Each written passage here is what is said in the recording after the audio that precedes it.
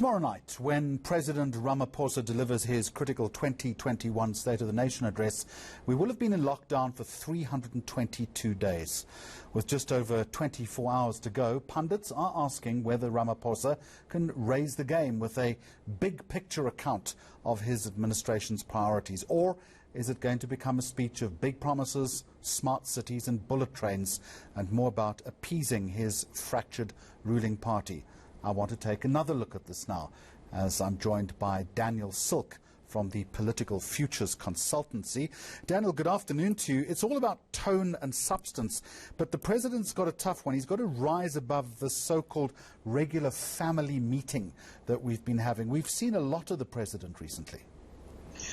Yes, indeed, Jeremy. I mean, it's almost as though we've had a year of mini State of the Nation addresses with the regular speeches on the lockdown levels. But clearly, for the president, this is a testing time because this is a SONA in which COVID is the star attraction. Remember, a year ago, there was no mention of COVID in the president's State of the Nation address.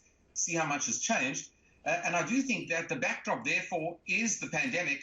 But the backdrop at the same time is ongoing issues of corruption, the energy crisis that South Africa has plunged into once again, and of course the need to reform economic policy. It's a very big stage tomorrow. Let's talk about economic policy. An hour ago on this program, I spoke to what seemed to be a very frustrated representative from Business Unity South Africa, saying they needed to hear more from the president. They wanted hard policy promises. Substantively, what do we need to hear tomorrow about a sustained economic recovery? Yeah, I think that we've had, rhetoric for a number of years now from President Ramaphosa. I mean, after all, he will refer again to the Economic Reconstruction and Recovery Plan. That is the government's flagship policy framework going forward.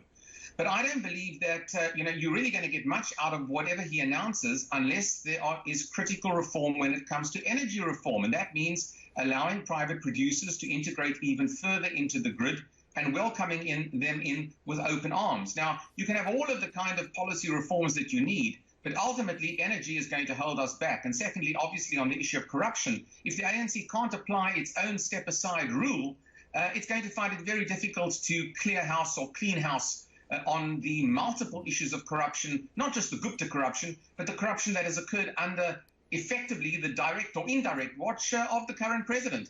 So I do think what we need to see is a recommitment in real terms to structural economic reform, a recommitment to cutting the headcount, to cutting salaries at state-owned enterprises, and indeed, I think also a recommitment to an integrated approach with the private sector. But frankly, Jeremy, we haven't seen this adequately networked within the ANC. And if it hasn't been passed or networked within the ANC, I'm not sure we're going to see it in the State of the Nation address. Well, that's exactly it. All of that stuff is realistic, but none of it's really going to happen or be announced because of the continued infighting within the ruling party. He's hamstrung, isn't he?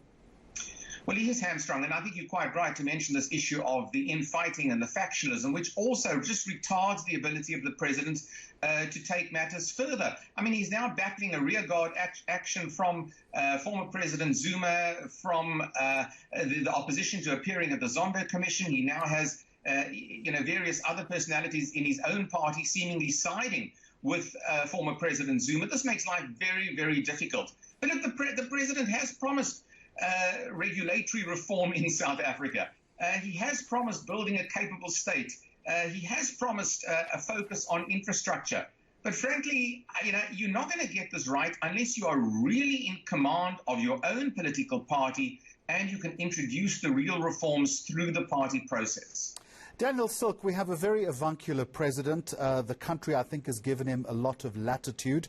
But do you think that citizens are running out of patience with President Ramaphosa now? He's almost sort of a Teflon president. It all seems to sort of rub off on him whatever, bad things happen. I do think that there is a level now of concern. The level of concern is exacerbated, I must tell you, by, of course, the vaccine rollout program. And I really think that remains, I suppose, the critical make or break at the moment for President Ramaphosa. If we can begin now to look at the Johnson & Johnson rollout more effectively, and we start to get jabs in arms within the next week or two, I think that will play well for the president. But if there's further issues relating to the logistical delivery or to corruption issues within the vaccine program, then I think the Teflon nature of President Ramaphosa is going to wear thin.